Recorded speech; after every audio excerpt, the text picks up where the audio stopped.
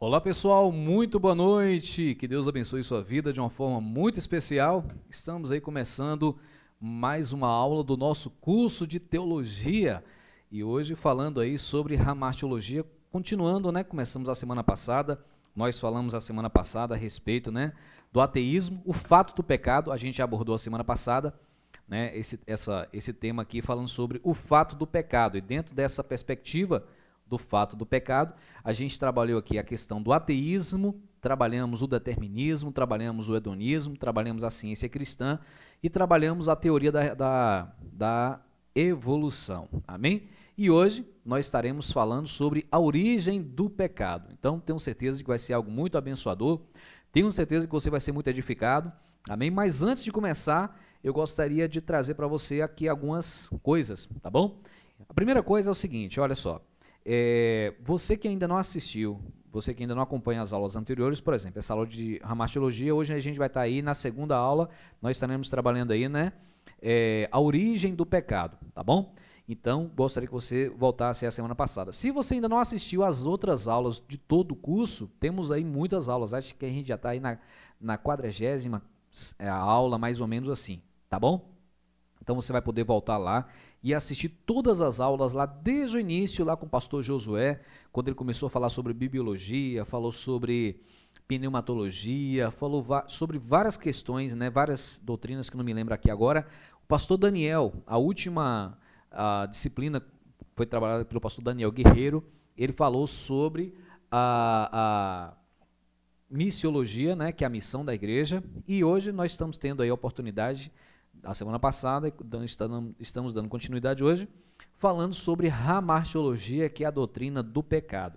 Eu costumo dizer que a nossa compreensão bíblica razoável dessa questão da hamartiologia, que está dentro aí das teologias sistemáticas, ela é muito importante. Por quê? Porque é praticamente impossível você ter uma boa soteriologia, que é a doutrina da salvação, uma boa compreensão soteriológica, se essa compreensão não passar pela compreensão hamartiológica, ou seja, da questão da hamartiologia, né? Você não vai conseguir ter uma boa compreensão da antropologia humana se você não tiver essa compreensão, se dentro dessa sua compreensão antropológica não estiver inserido a compreensão da hamartiologia. Então, a hamartiologia ela é extremamente fundamental, porque ela explica toda a questão da mazela humana, ela explica a questão da queda, e ela explica a necessidade da redenção, ela explica a necessidade da volta, ela explica a necessidade dessa volta para com Deus. Amém? Então, seja bem-vindo, vamos estar aí começando a nossa aula de hoje, tenho certeza de que você vai ser edificado e abençoado, tá bom? Compartilhe essa aula com outras pessoas, compartilhe o curso com outras pessoas, estamos aqui fazendo com muito carinho, com muito amor, de forma gratuita para você, amém? Dedicando aqui tempo para edificar a sua vida, para sermos um instrumento de Deus na sua vida, amém? Então vamos lá, vamos começar falando aí sobre a questão da origem do pecado, amém? O terceiro capítulo de Gênesis oferece os pontos chaves que caracterizam a história espiritual do homem, as quais a gente pode dizer, as quais são a tentação, amém? A culpa, em relação ali à queda, né? O juízo e a redenção. Então, hoje nós estaremos falando sobre esses 4 pontos, a tentação, a culpa, o juízo e a redenção nessa aula de hoje, amém? Então, vamos lá. Primeira coisa em relação à tentação. Dentro dessa perspectiva da tentação, nós vamos estar trabalhando aqui hoje a questão da tentação, sua possibilidade, a possibilidade da tentação, a origem, né, e sutileza aí da tentação. Amém? Então, começando nosso entendimento, vamos lá. A possibilidade da tentação. Primeira coisa que a gente precisa entender é que havia a possibilidade, mas o homem não estava lá no estado de perfeição diante de Deus? Sim, estava. O homem não tinha nenhum pecado, com certeza. O homem estava pleno diante de Deus, com toda a certeza absoluta. Mas havia possibilidade da tentação? Sim. A possibilidade, ela é real. A tentação, ela não é apenas presente depois da queda, depois da depravação, mas antes mesmo da queda, havia a possibilidade da tentação. Por que havia, pastor Nivaldo, a possibilidade da tentação? Porque Deus colocou... Quem foi que colocou essa possibilidade? Foi o próprio Deus. Deus colocou essa possibilidade. Por quê? Porque nós somos seres livres. A possibilidade de errar, a possibilidade de cometer um erro, ela é uma consequência direta da liberdade. A liberdade, ela carrega consigo a responsabilidade. Hoje a gente vive um tempo de libertinagem, onde as pessoas dizem que são livres, mas não querem carregar sobre essa liberdade a consequência, né, que é a responsabilidade. Então, a responsabilidade, ela é uma consequência de todo ser livre, de todo ser, né, que tem a liberdade plena. Então, como o homem gozava de uma liberdade plena diante de Deus e de uma santidade absoluta, também havia a possibilidade ali da tentação, sim. Amém? O segundo capítulo de Gênesis relata o fato da queda do homem, informando acerca do primeiro lar do homem, sua inteligência, seu serviço no jardim do Éden, as duas árvores e o primeiro matrimônio. Menciona especialmente as duas árvores do destino. E existe algo muito interessante em relação a essas duas árvores, né, que a gente vai apresentar agora, que, né, primeiro a gente vai ver quais eram essas duas árvores. A árvore da ciência do bem e do mal, a árvore desse conhecimento, e a segunda árvore era a árvore da vida. Amém? Essas duas árvores constituem um sermão em forma de quadro, dizendo constantemente aos nossos primeiros pais o seguinte, né? Se seguirdes o bem e rejeitardes o mal, tereis a vida. E não é essa realmente a essência do caminho da vida encontrada através de todas as Escrituras? Por exemplo, esse texto, né, lá de Deuteronômio, você vai estar vendo aqui, e eu gostaria que você estivesse acompanhando, tá bom? Você, ao longo dessa aula, esteja acompanhando, anotando os textos e lendo, amém? Vamos ler esse texto aí, lá em Deuteronômio, capítulo 30, versículo 15. Deuteronômio 30, versículo 15, é o que diz a palavra de Deus nesse texto, amém? Vocês, aqui hoje, te tenho proposto a vida e o bem, e a morte e o mal. E aí Deus vai colocar, portanto, te ordeno hoje, que ames ao Senhor teu Deus, que andes nos seus caminhos, e que guardes os seus mandamentos, e os seus estatutos, e os seus juízos, para que vivas e te multipliques, e o Senhor teu Deus te abençoe na terra a qual entras a possuir. Então, essas duas árvores lá no jardim do Éden, olha que coisa interessante, as duas árvores, a árvore do conhecimento do bem e do mal e a árvore da vida. Aquilo tudo ali, na verdade, Deus colocou diante do homem como uma prova à fidelidade do homem. Essa possibilidade de desfrutar da árvore da vida, essa possibilidade de desfrutar da árvore do conhecimento do bem e do mal, elas, não é que elas fossem necessárias, mas para que o homem tivesse plena liberdade, para que o homem gozasse de plena liberdade de servir ao Senhor, não, para que o homem gozasse de plena liberdade ou liberdade absoluta de obedecer a Deus ou não, precisava que houvesse ali a possibilidade do erro, a possibilidade da desobediência, a possibilidade do fracasso, a possibilidade de desonrar a Deus. Amém? Então, se nunca houvesse ali, por exemplo, a árvore do conhecimento do bem e do mal, ou se não houvesse ali no Éden a possibilidade do erro, a possibilidade de errar, o homem nunca, jamais iria gozar de uma plena liberdade diante de Deus, de se não quisesse obedecer a sua voz ou não. Então, a árvore do conhecimento do bem e do mal era essa prova. Então, muitas vezes, quando a gente passa hoje por algum tipo de luta e aí a gente se depara com algum tipo de provação, aí a gente fala, meu Deus do céu, me livre da provação. Não. Muitas vezes, a provação não é para você ser livrada de cair na tentação. Você precisa, sim, resistir à tentação. Amém? Mas vamos continuar lá. Vamos lá.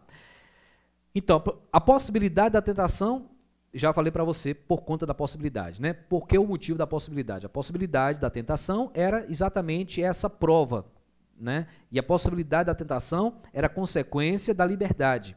Então, a liberdade ela é acompanhada de responsabilidade. Então, todas as vezes quando você tem essa possibilidade de errar ou não, isso, na verdade, você está usando do seu livre-arbítrio, do seu poder de escolha. A origem da tentação. Qual é a origem da tentação? E agora, entenda uma coisa, voltando. A possibilidade, né? A possibilidade estava ali, era a árvore do conhecimento do bem e do mal, que Deus colocou como prova da fidelidade do homem. E a origem? A origem da tentação era em Deus? Não. A origem da tentação não veio de Deus, mas daquele que é o tentador. Ora, a serpente era mais astuta que todas as alimarias do campo que o Senhor Deus tinha feito. Amém? É razoável deduzir que a serpente, que naquele tempo deveria ter sido uma criatura formosa, foi o agente empregado por Satanás, o qual já tinha sido lançado fora do céu antes da criação do homem. Como a gente vai ler, você vai estar lendo em casa, em Isaías capítulo 14, do versículo 12 até o versículo 15. Dá uma lida em casa, dá uma acompanhada aí nesse texto. Por essa razão, Satanás é descrito como a antiga serpente chamada o diabo, que está lá em Apocalipse. Vamos ver esse texto aí? Em Apocalipse capítulo 12, versículo 9. Apocalipse 12, versículo 9, vai falar, né, do diabo como antiga serpente. E foi precipitado o grande dragão, antiga serpente, chamada o diabo e Satanás, que engana todo mundo. Ele foi precipitado na terra e os seus anjos foram lançados com ele. Então, esse texto está falando aí, né, de quando Satanás ele foi lançado do céu para a terra. Amém? Da presença de Deus. Geralmente, embora sem má, geralmente Satanás trabalha por meio de agentes. Guarde isso. Satanás ele não trabalha sem que haja um meio para que ele trabalhar. Geralmente, ele trabalha por meio de agentes. Por exemplo, quando Pedro, embora sem má intenção, aí alguém vai dizer que de boas intenções o inferno está cheio, procurou dissuadir aí seu mestre da senda do dever.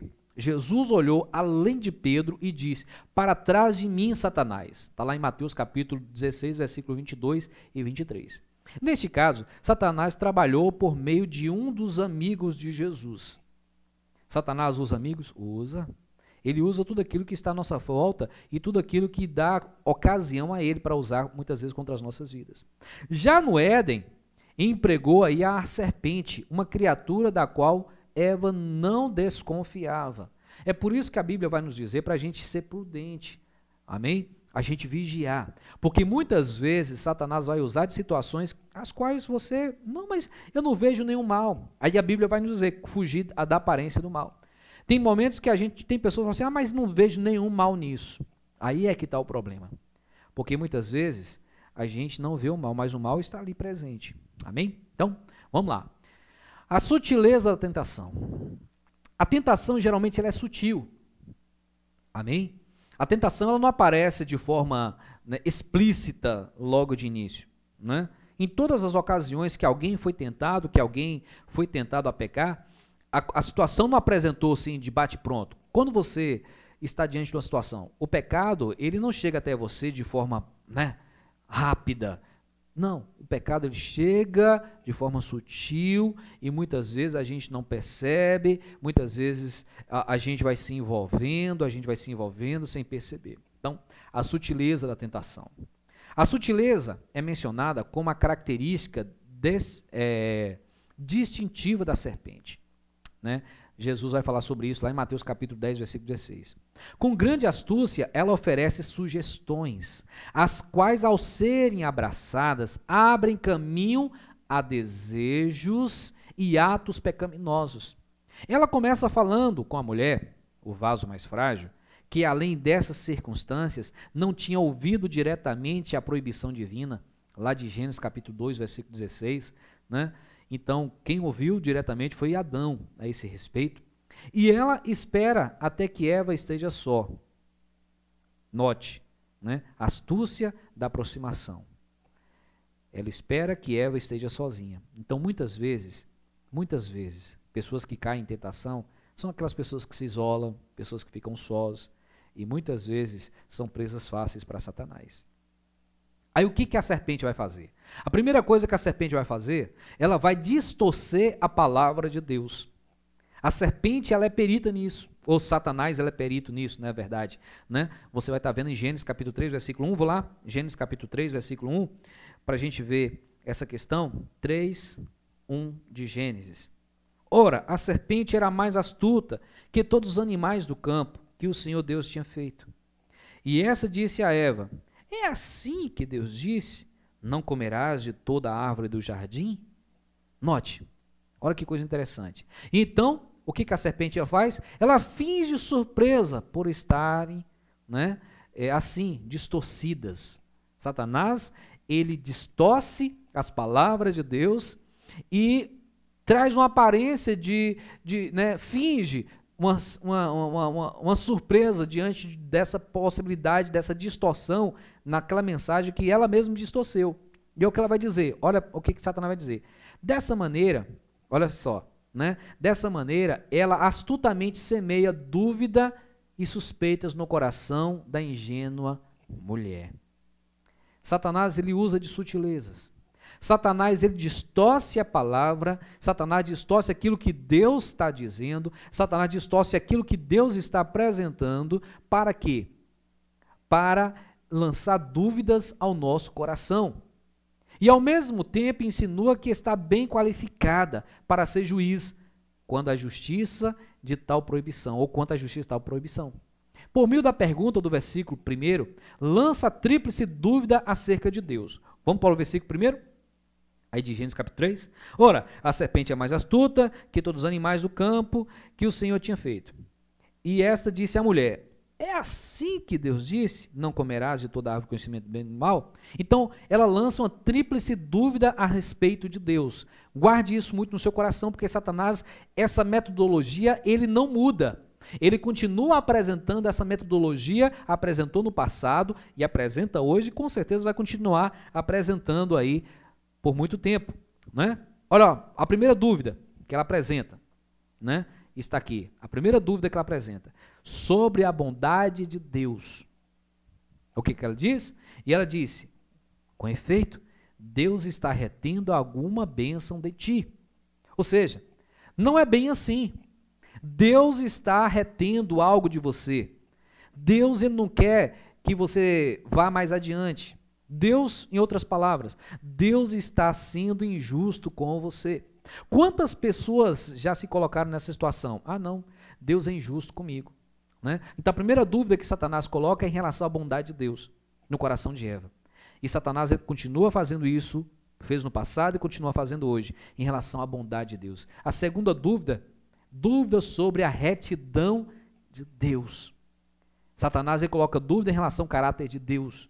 Certamente não morrerás, ou seja, isso é, Deus não pretendia dizer o que disse. Satanás distorce a palavra, não é bem isso, já viu isso? A pessoa lê um texto, a pessoa lê a palavra, né? E aí chega alguém e diz, não, você está enganado, não é bem isso que a Bíblia está dizendo, não é bem isso que Deus quer dizer, e aí distorce, coloca dúvidas sobre a retidão de Deus, sobre os princípios de Deus, sobre o caráter de Deus no coração de Eva. Terceira dúvida, dúvida sobre a santidade de Deus.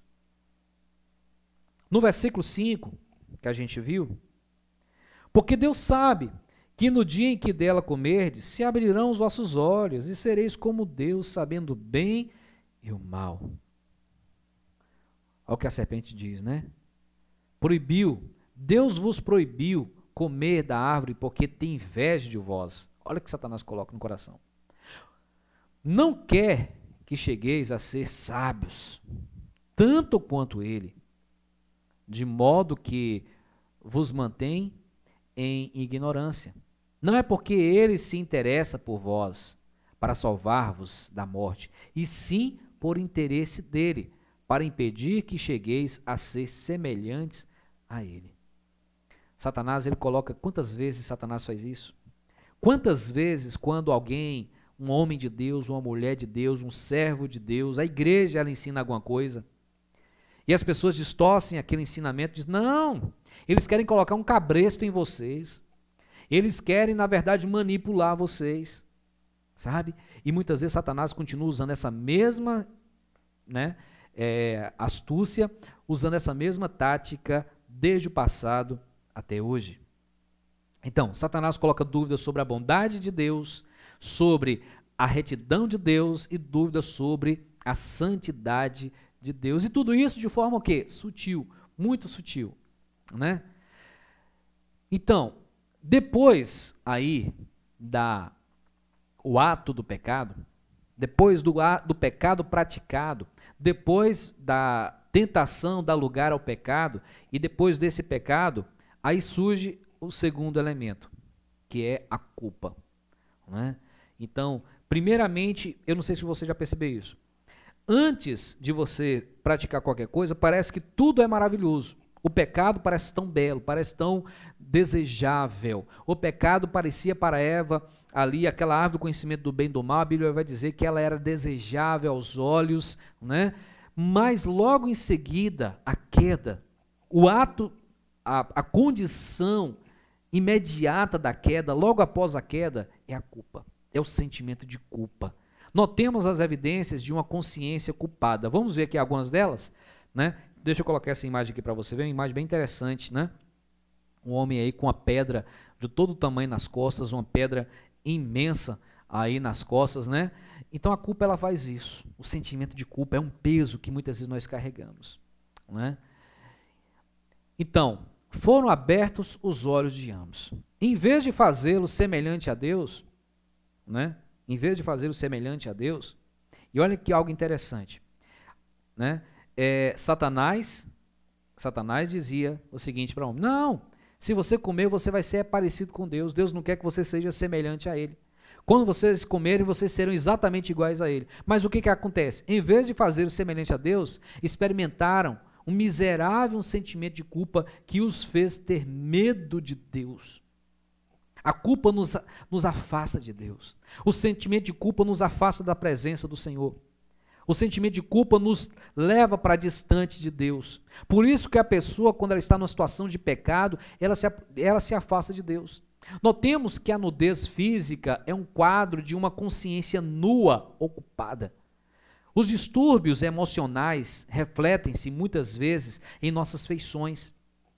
Alguns comentadores sustentam que antes da queda, e é algo bem interessante, Adão e Eva estavam vestidos de uma áurea ou traje de luz, que era um sinal da comunhão com Deus e do domínio do Espírito sobre o corpo. Quando pecaram, essa comunhão foi interrompida. O corpo venceu o Espírito e ali começou, né, esse conflito entre a carne e o Espírito. Vamos abrir a Bíblia lá em Romanos, capítulo 7, versículo 14. Romanos 7, 14. Há um texto interessante que a gente poderia aplicar aqui nessa noite. Romanos, capítulo 7, versículo de número 14. Porque bem sabemos que a lei é espiritual, mas eu sou carnal, vendido sob o pecado, né? Porque o que faço, não aprovo, pois o que quero, isso não faço, mas o que aborreço, isso faço.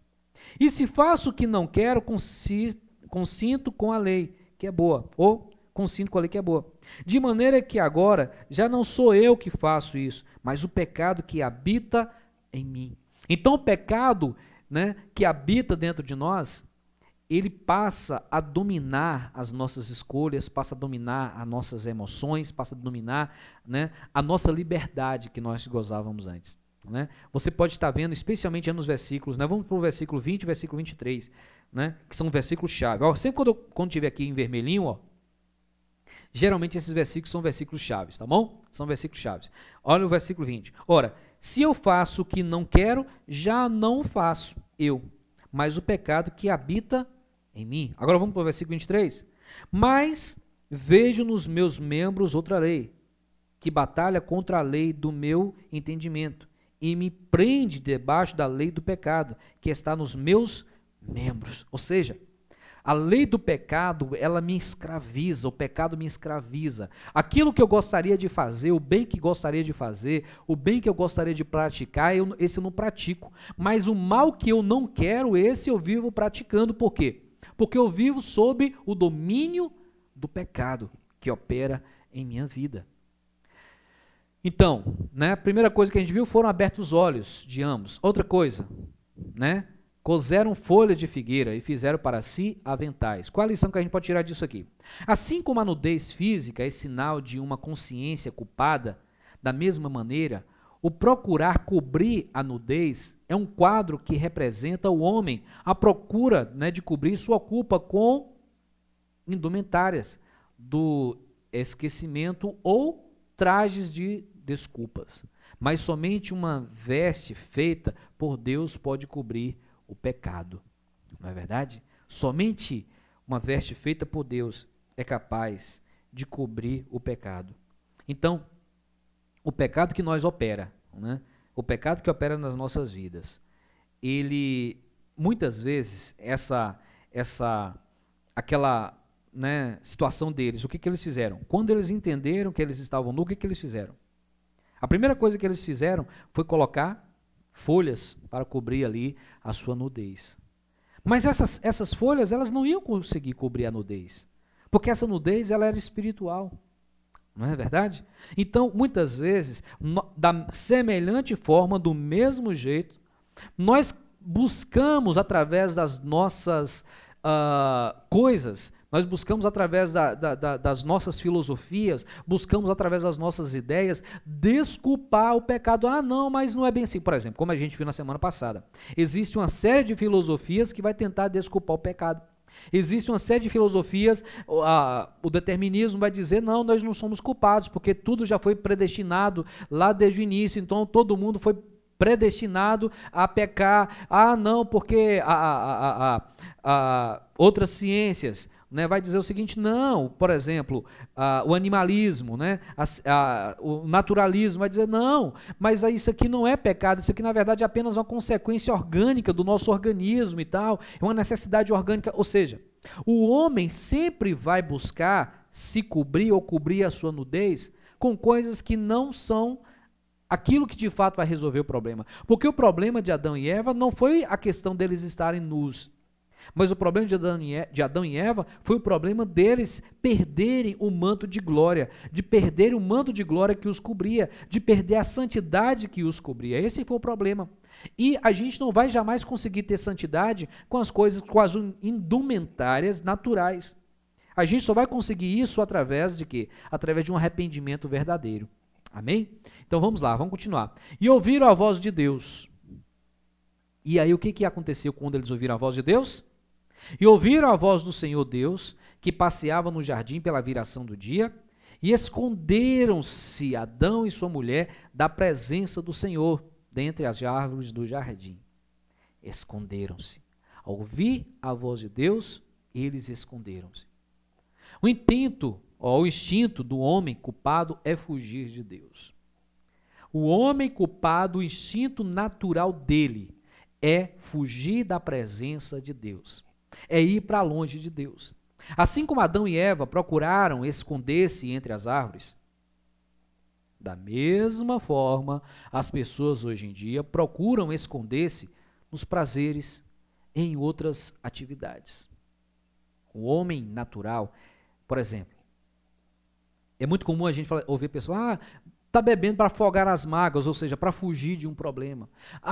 Está usando determinada substância para se esconder de uma realidade. Então, o homem, naturalmente falando, no pecado, ele vai buscar se esconder. Quantas pessoas, às vezes, não se afundam, sabe, nas drogas, se afundam nos entorpecentes, buscando uma fuga. Uma fuga de quê? Uma fuga de sua realidade distante de Deus. Buscando uma fuga de uma realidade distante do Criador, buscando uma fuga de uma realidade distante do propósito do Criador. Então, essa é uma natureza, né? Essa é uma característica natural de alguém que está em uma situação distante de Deus. E é interessante que quanto mais distante de Deus alguém está, mais ele busca fugir da presença de Deus. né? Porque o pecado ele faz isso. O pecado, como diz lá em Isaías, o pecado nos afasta. As nossas transgressões fazem separação entre nós e o nosso Deus. Amém? E terceiro ponto, nessa noite que a gente vai estar trabalhando, né? A gente trabalhou agora a culpa, a possibilidade, né, do pecado. Trabalhamos a sutileza, né? A sutileza. Trabalhamos a culpa e agora a gente vai estar trabalhando o juízo. O pecado ela tem a consequência. Existe o juízo do pecado. Amém? Primeiro sobre a serpente. Amém? O juízo sobre a serpente. Porque fizeste isso, maldita será, mais que toda a besta e mais que todos os animais do campo. Sobre o teu ventre andarás e do pó comerás todos os dias da sua vida. Uma vez que a serpente foi simplesmente um instrumento de Satanás, por que então deveria ser punida? Você já fez essa pergunta? Puxa vida, mas a serpente, na verdade, ela foi apenas um instrumento do inimigo. Satanás usou a serpente. Então, por que então Deus ele vai punir a coitada da serpente, que não tinha nada a ver com a história? Ela simplesmente foi usada por Satanás. Né? Porque a vontade de Deus fazer da maldição da serpente um tipo de profecia da maldição sobre o diabo e sobre todos os que todo o poder do mal.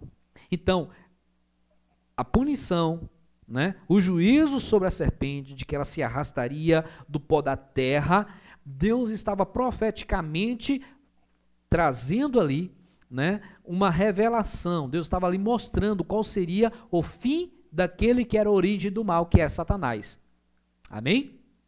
O homem, né, deve reconhecer pelo castigo da serpente como a maldição de Deus ferirá todo pecado e maldade, arrastando-se no pó. Recordaria ao homem o dia em que Deus derribará até o pó o poder do diabo. Então, a maldição lançada sobre a serpente, de que ela se arrastaria, comeria do pó da terra, é uma profecia, é um prenúncio do que aconteceria com Satanás. Isso é um estímulo para o homem. Ele, né, o tentado, está em pé, erguido, enquanto a serpente está sob a maldição. Pela graça de Deus, o homem pode ferir-lhe a cabeça, pode vencer o mal. Né? Vamos ver, Lucas capítulo 10, versículo 18, Romanos 16, 20, Apocalipse 12, versículo 9. Vamos ler esse texto aqui de Lucas, Lucas capítulo 10, versículo 18. Olha o que a Bíblia diz, Lucas 10, versículo de número 18. Se você puder abrir aí, Lucas 10, não, eu abri o lugar errado. Lucas capítulo 10, Lucas 10, versículo de número 18. E disse-lhe, eu vi Satanás como um raio cair do céu. Ou seja, né, Satanás, ele como um raio caindo do céu. Jesus está falando isso. Ele caindo do céu. Vamos agora para Romanos 16, 20. Vai lá para Romanos 16, versículo 20. Romanos 16, versículo 20. E o Deus de paz esmagará em breve Satanás debaixo dos vossos pés. A graça de nosso Senhor Jesus Cristo seja convosco. Amém? Então essa declaração que o apóstolo está dizendo, né? O Deus de paz esmagará Satanás debaixo dos vossos pés. Então, a punição, né? A punição ali sobre a serpente era um prenúncio do que vai acontecer com aquele que a usou para trazer o mal sobre a humanidade. Amém? E sobre a mulher? E a mulher disse, multiplicarei grandemente a tua dor e a tua concepção. Com dor terás filhos, e o teu desejo será para teu marido, e ele te dominará. Gênesis capítulo 3, versículo 16. O que nós podemos entender sobre isso? O pecado tem comprometido todas as relações da vida, e muito particularmente a relação matrimonial. Em muitos países, a mulher é praticamente escrava do homem. A posição e a condição triste de meninas viúvas e meninas mães na Índia tem sido um fato horrível em cumprimento dessa maldição. Eu não sei se vocês percebem, mas ao longo da história, a mulher ela tem sofrido com isso. E eu vou dizer uma coisa para você, você que é mulher, você deve agradecer muito a Jesus, porque Jesus ele vai trazer uma nova concepção da relação com a mulher. Porque até Jesus, a mulher, ela não tinha voz, ela não tinha vez. E Jesus ele vai resgatando isso. Amém? Então a mulher ela vem sofrendo ao longo da história. E sobre o homem? O trabalho para o homem já tinha sido designado lá em Gênesis capítulo 2, versículo 15. Então, muita gente acha, vou mandar matar quem fez quem criou o trabalho. Pois é, quem criou o trabalho foi Deus. Então, o problema não é o trabalho. O castigo consiste no afã, nas decepções e aflições que muitas vezes acompanham o trabalho. De alguma maneira misteriosa, a terra e a criação em geral têm participado na maldição e da queda do seu Senhor, o homem. Porém, estão destinados a participar de sua redenção. Glórias a Deus por isso. Amém? Louvado seja o nome do Senhor. Esse é o pensamento de Romanos capítulo 8, versículo 19. Vamos lá para Romanos 8, 19? Volta só um pouquinho aí do texto que você abriu na estante. Romanos 8, versículo de número 19. Porque, 8, 19. Porque a ardente expectação da criatura espera a manifestação dos filhos de Deus. Versículo 20.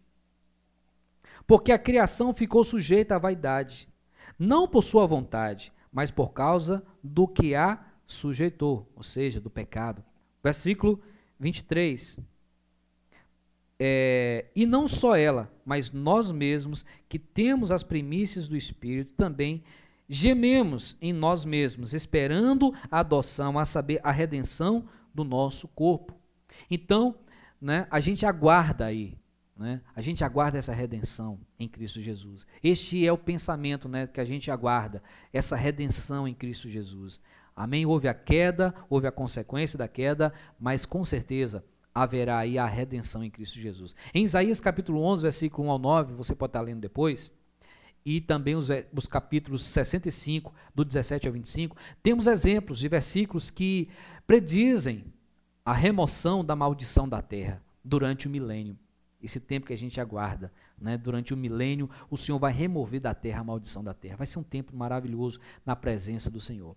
Além da maldição física que se apossou da terra, também é certo que o capricho e o pecado humanos têm dificultado de muitas maneiras o labor e provocado as condições de trabalhos mais difíceis e mais duras para o homem.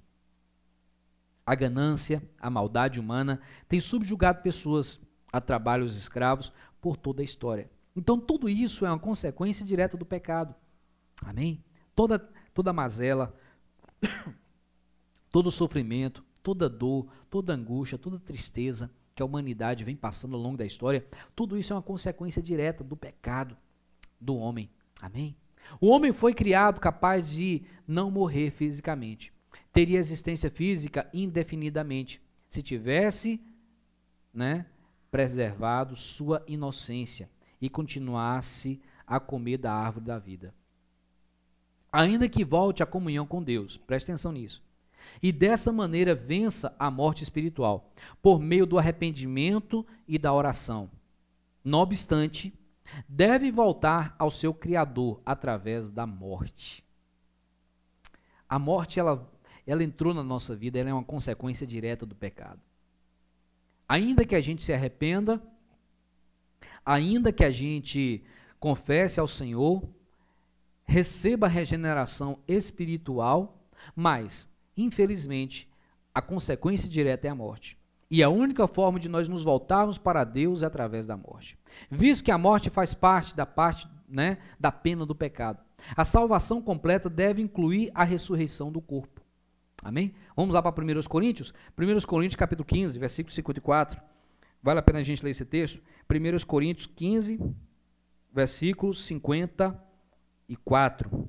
15, 54. A gente vai ler o 54, vamos ler até o 57, vale a pena.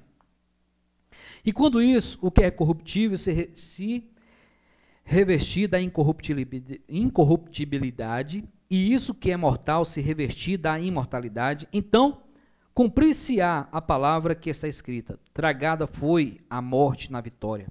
Onde está, ó morte, o teu aguilhão? E onde está, ó inferno, a tua vitória?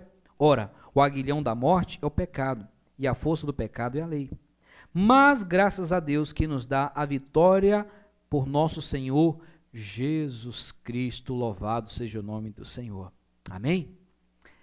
Então, a gente falou, né? Agora a gente vai falar sobre, a gente falou sobre a culpa, falamos sobre o juízo, e agora para a gente concluir a nossa aula de hoje, falando sobre, lembra que a gente está falando sobre a origem do pecado, tá bom? Então a gente falou sobre a possibilidade do pecado, falamos sobre a sutileza do pecado, falamos sobre, aliás, a origem do a possibilidade do pecado, falamos sobre a consequência do pecado, que é a culpa, falamos sobre o juízo, e agora a gente vai estar finalizando a nossa aula de hoje, falando sobre a redenção em Cristo Jesus. Amém? Tá aí essa imagem linda aqui da cruz, a redenção em Cristo Jesus. Os 3 primeiros capítulos de Gênesis contêm as 3 revelações de Deus, que por toda a Bíblia figura em todas as relações de Deus para com o homem. O Criador que trouxe tudo à existência, está lá no capítulo 1. O Deus de pacto que entra em relações pessoais com o homem, está no capítulo 2. E o Redentor que traz provisão para a restauração do homem, lá no capítulo 3, logo após a queda. Aleluias. Então, a redenção, ela foi prometida. A primeira coisa que a gente precisa entender é isso. A redenção, lá na queda, lá no Éden, ela já foi prometida desde lá. Deus, ele providenciou um meio para isso. Amém? Aleluias.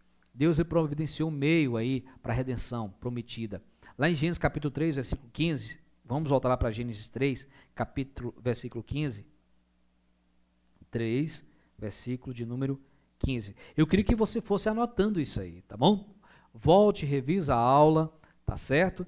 E eu tenho certeza que você que está assistindo, a gente vai estar colocando aí na descrição, depois no chat, o WhatsApp para que você possa estar entrando, tá bom? E lá eu posso passar para você aí para você fazer o download dessa apostila, para você estar estudando em casa, tá bom? E porém, inimizade, a gente vai ler o versículo 15. E porém, inimizade entre ti e a mulher, e entre a tua semente e a sua semente. Essa te ferirá a cabeça, e tu lhe ferirás o calcanhar. Né? Aqui está falando o quê? Da salvação que foi prometida, ou seja, esta te ferirá, quem ferirá? A semente da mulher vai ferir quem? A cabeça de quem? Satanás. Então, vamos lá, vamos pegar aqui. A serpente procurou fazer aliança com Eva contra Deus. Lembra lá do Éden, lá no início, a serpente procurou fazer uma aliança com Eva contra Deus. Então, a primeira coisa que eu gostaria de abrir um parênteses aqui, cuidado com quem você faz aliança. Cuidado com suas alianças. Cuidado com as alianças que você faz. Mas Deus pôs fim a essa aliança. E por inimizade entre ti e a mulher. Está falando de quem? Está falando ali da semente de Satanás. Por inimizade entre ti e a mulher. E entre a tua semente, descendentes, né? E a sua semente. Em outras palavras, haverá uma luta constante entre o homem e o poder maligno que causou a sua queda. Né? Essa luta, ela se perpetuará. Né? Haverá essa luta constantemente. E isso foi prometido lá no Éden, mas tem mais do que isso. Qual seria o resultado desse conflito? Qual o resultado direto desse conflito?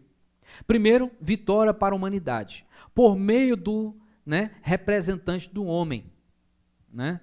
A semente da mulher. De quem é que esse texto está falando? Ela, a semente da mulher, te ferirá a cabeça. De quem é que esse texto está se referindo? Está se referindo a Jesus. A gente está falando sobre o quê? A redenção prometida. E nesta palavra aqui, né, de que a semente da mulher te ferirá a cabeça, está falando exatamente de Cristo. Amém? Cristo, a semente da mulher, veio ao mundo para esmagar o poder do diabo. E aí nós temos aqui uma infinidade de textos que você vai estar lendo. Eu vou até colocar aqui para você, para que você esteja vendo aí, Mateus capítulo 1, versículo 23 ao 25, Lucas, temos aqui uma infinidade de textos, tá bom? Depois você dá uma pausa aí, anote esses textos, tá bom? E esteja, né, anotando esses textos aqui, para que você esteja lendo todos esses versículos. A gente não vai ler tudo agora, porque senão a gente tomaria muito tempo para isso, tá bom? Mas essa redenção prometida lá no Éden, quando Deus ele anuncia a sentença ali para a serpente, ele estava diretamente falando da redenção. Ele estava diretamente falando do Cristo que viria da semente da mulher, daquele que nasceria da semente da mulher, que esmagaria a cabeça da serpente. Amém? Louvado seja o nome do Senhor Jesus. Porém, a vitória não seria sem sofrimento. Toda ação existe uma consequência. E tu, agora está falando da serpente, lhe ferirá o calcanhar. Né? No Calvário, a serpente feriu o calcanhar da semente da mulher. Mas este ferimento trouxe a cura para a humanidade. Isaías capítulo 53, versículo 3. Vamos ler esse texto, né? A gente precisa ler, a gente já lembra. Mas ele foi ferido pelas nossas transgressões, moído pelas nossas iniquidades. O castigo que nos traz a paz estava sobre ele, e pelas suas pisaduras nós somos sarados. Amém? Também nós temos aqui Daniel capítulo 9, versículo 23, 26, está falando lá do final, né? São profecias escatológicas.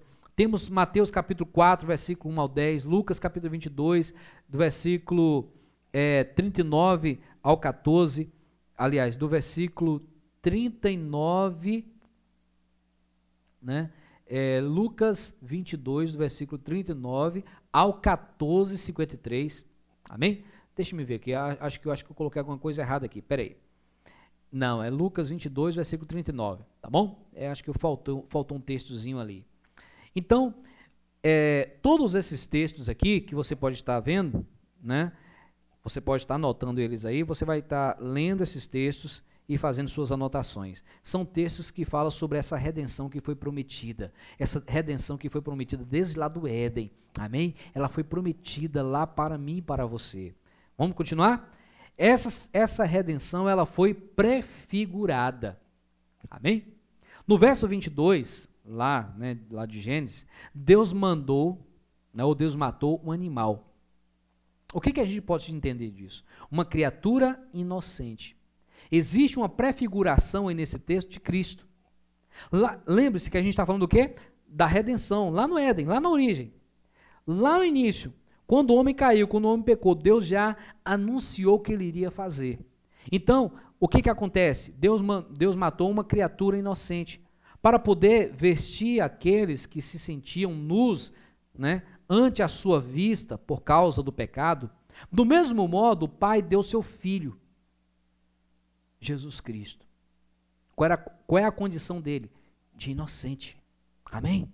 A morte, a fim de prover uma cobertura expiatória para as almas dos homens.